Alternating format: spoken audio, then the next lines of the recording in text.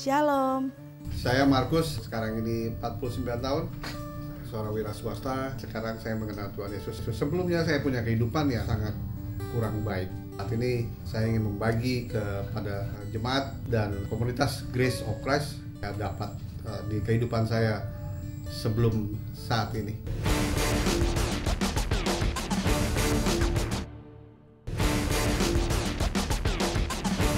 Saya istri dari Bapak Markus Amin. Puji Tuhan. Markus Amin itu Orang yang pemarah, kategori orang mengatakan saya stres. suami yang temperamennya lumayan keras, marah-marah, mengeluarkan kata-kata yang seharusnya tidak harus dia keluarkan. Memang sikap yang dari dunia yang gelap. Apa saja pernah saya lakukan, hanya merampok saya enggak. Sejak saya menikah dengan istri saya, sama sekali saya tidak punya ketertarikan. Saya menganggap bahwa Tuhan Yesus itu bukan Tuhan, dan saya sangat menolak keras. Dengan saya menjalankan rumah tangga dengan perbedaan dan banyak aturan-aturan yang harus saya lakukan. Kan saya nggak tahu Yesus, Tuhan Yesus itu kenapa disembah. Kehidupan rumah tangga saya hanya satu, punya prinsip bahwa saya mengalah untuk menerima kemenangan. Nggak ada, tidak ada orang yang bisa menahan saya untuk berpikir mengenai Tuhan saya. Saya taunya dia manusia, ngapain disembah? Karena di dalam firman Tuhan tertulis bahwa suami yang tidak kudus akan dikuduskan oleh istri. Karena firman itu saya tetap bertahan dan saya percaya bahwa saya menjalankan kehidupan rumah tangga ini bukan dengan sia-sia. Pasti Tuhan akan berikan waktu yang indah buat saya. Saya tidak pernah mau ikut untuk tunduk sama Tuhan Yesus. Menyembah, ya, saya tolak. Dan itu keras, saya menolak. Amin. Manusia gengsi. Anaknya harus ikut dia. Saya tidak pernah mengakui dulu siapa Yesus. Saya tidak menganggap dia Tuhan. Dia suka nggak mau sebenarnya. Cuma saya suka bilang, Eca, menyenangkan hati papa itu tidak rugi. Yang penting satu, Yesus ada dalam hati Eca. Dan Eca harus percaya, mama bisa kuat, mama bisa punya segala yang ada saat ini cuma karena Yesus. Itu aja. Jadi walaupun Eca nggak ke gereja, Eca harus percaya. Ada waktunya Eca harus berkata sama papa bahwa Eca mau ikut Tuhan Yesus.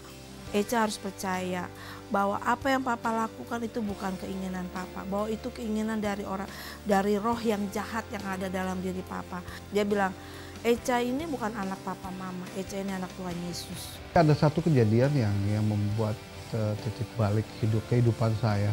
Saya tidak punya dalam kehidupan itu, saya tidak ada lagi harapan, nggak punya harapan gitu loh. Saya mati, saya mati dalam pengharapan, mati juga dalam hubungan dengan keluarga. Saya diamkan, saya dalam keadaan stres, saya tidak bisa tidur, saya kena penyakit, segitu saya nggak punya pengharapan. Saya nggak punya pengharapan apapun sama siapapun. Saya itu tidur itu jam 3 pagi dan bangunnya jam 5:30 karena hutang. Banyak ada kejadian di satu usaha saya yang membuat saya semuanya habis. Udah nggak ada pendapatan, udah nggak ada dana yang bisa masuk, yang bisa menghidupi keluarga gitu, istri, anak gitu ya. Kita semua dalam keadaan yang betul-betul nggak ada pemasukan. Kita nggak bisa makan. Saya dengan istri juga berantem. Saya tekan terus. Saya larang justru dia untuk pergi gereja. Saya larang anak saya sembunyi-sembunyi. Saya belum tahu kalau anak saya sudah mengikuti Tuhan Yesus. Walaupun memang yang saya rasa itu berat buat saya, tapi saya tetap mengasihi dia.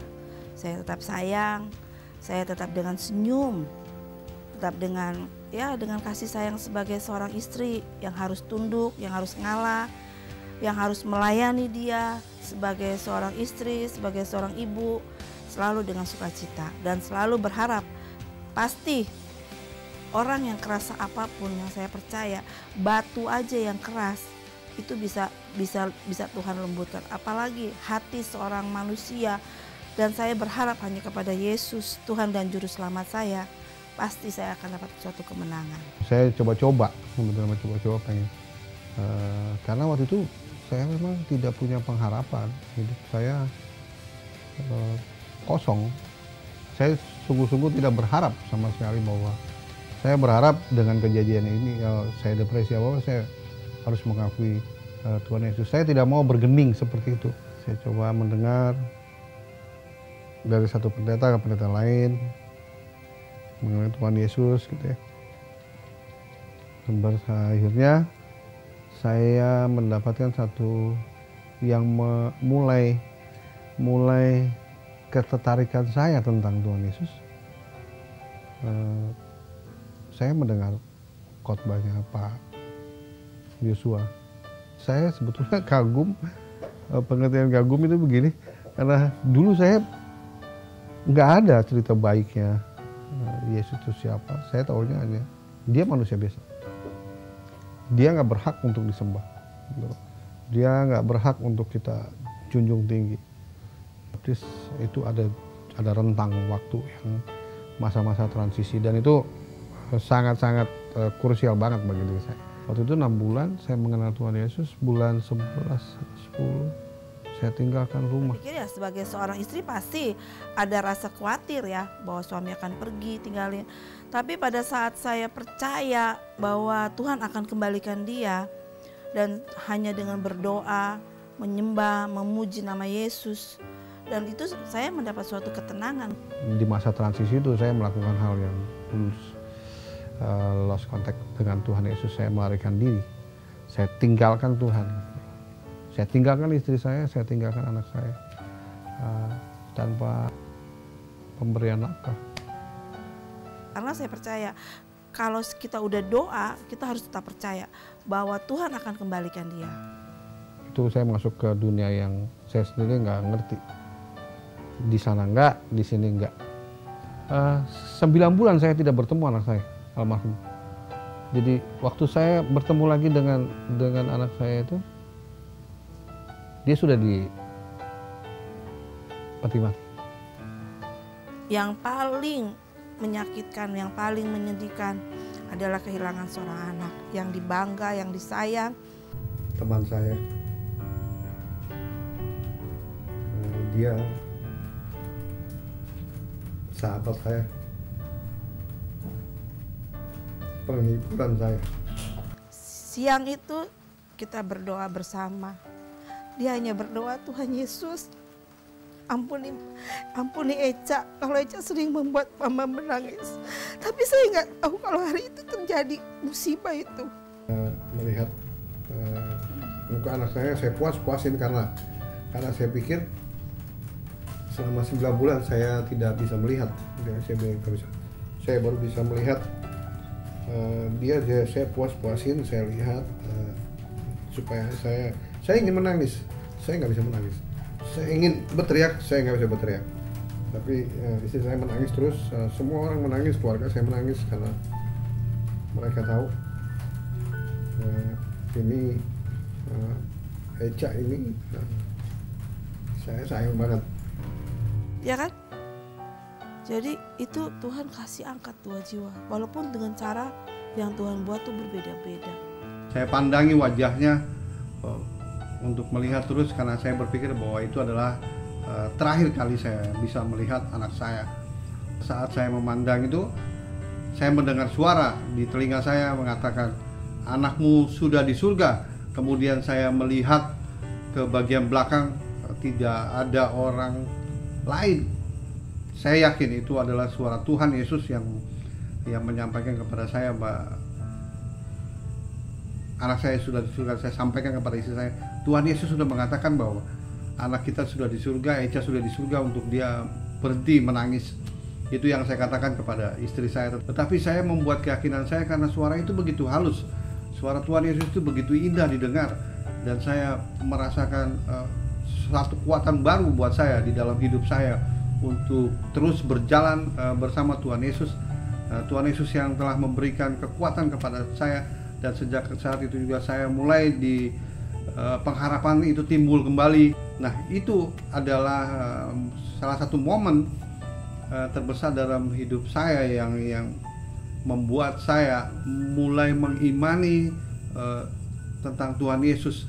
Apa yang Tuhan ambil pasti Tuhan akan kembalikan. Ya itulah saya mendapat kekuatan yang baru dengan datangnya suami saya. Walaupun yang lebih menyakitkan saya hadapi, karena saya percaya itulah waktu Tuhan yang indah yang Tuhan berikan dalam kehidupan saya. Setelah kejadian Echa meninggal, dapat berita penguburan apa semua selesai, mulai terus saya sama istri, udah kita pisah aja, toh udah nggak ada. Pasti dia berpikir udah nggak ada ikatan pengertian itu, nggak ada ikatan anak udah nggak ada, jadi saya bebas aja. Hanya saja saya punya keyakinan bahwa saya justru mengatakan bahwa Tuhan Yesus baik banget terhadap saya, ya, terhadap saya dan anak saya almarhum, dan istri saya. Dia, karena Tuhan yang menjaga dia selama 9 bulan tanpa nafkah, bayar sekolah, bayar listrik, apapun kebutuhan hidup dia lakukan, istri saya lakukan sendiri. Dia sendiri yang mau, aku nggak pernah ngajak dia, ayo gereja, nggak pernah. Pokoknya ya istilahnya yang gue lakukan tanpa Markus, gue lakukan depan dia. Jadi nggak ada rasa, kayak udah nggak ada rasa takut atau segen ya, aduh gue ntar mau berdoa malam tidur nih, ada dia nih, ntar dia nggak nyaman, enggak. Jadi udah nggak berpikir begitu, udah lakukan doa, pujian, duduk doa, berlutut, baru tidur sebelah dia. Minggu dia lagi tidur, gue bangunin, Pak, gereja dulu ya, ya pergi sendiri, jalan sendiri. Kadang anterin yuk, anterin, tadi tinggalin. Sejak itu kejadian setelah prosesi pemakaman kita kembali, itu saya mau mengantar istri saya ibadah.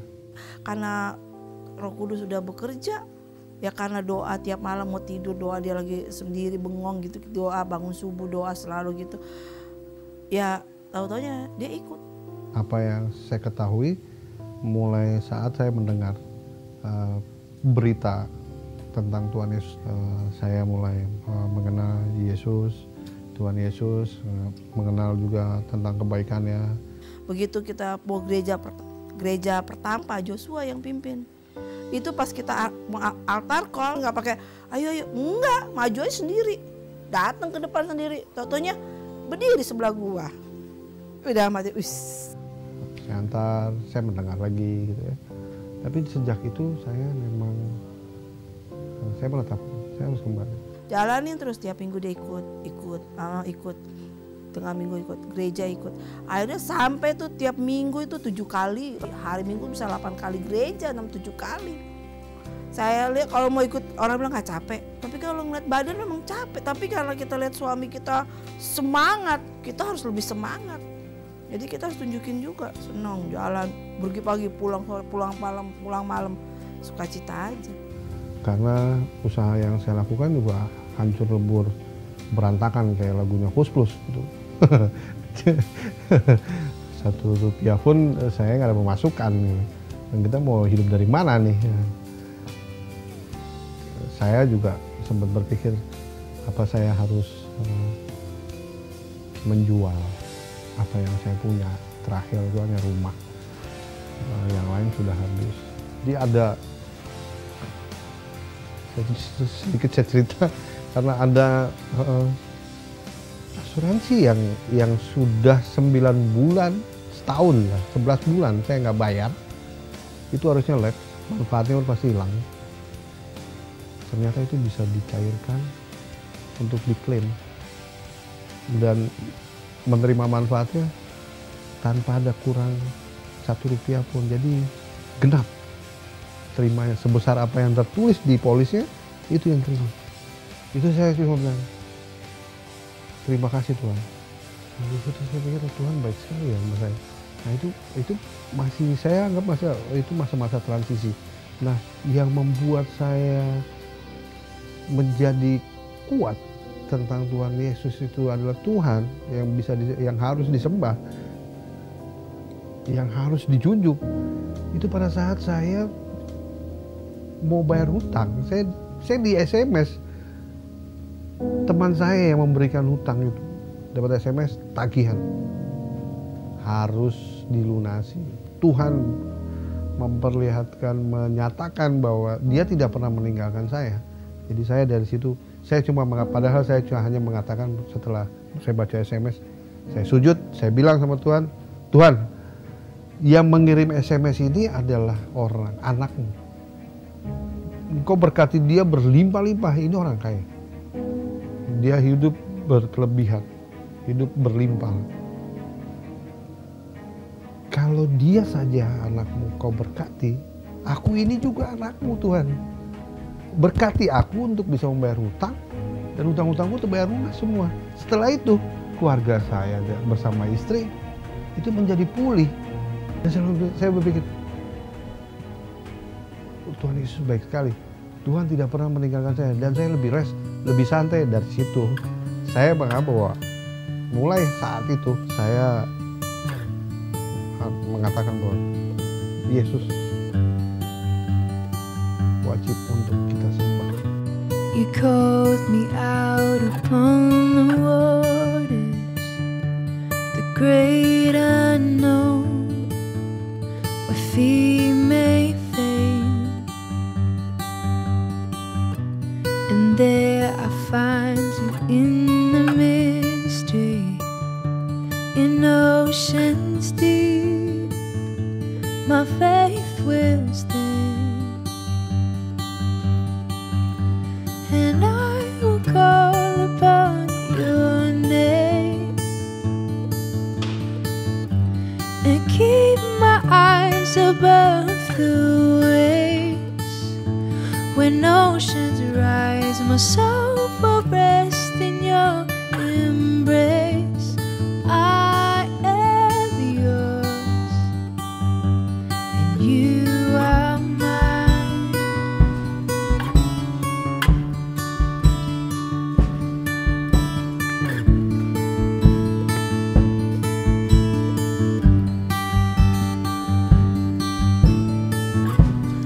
Grace abounds in deepest waters. Your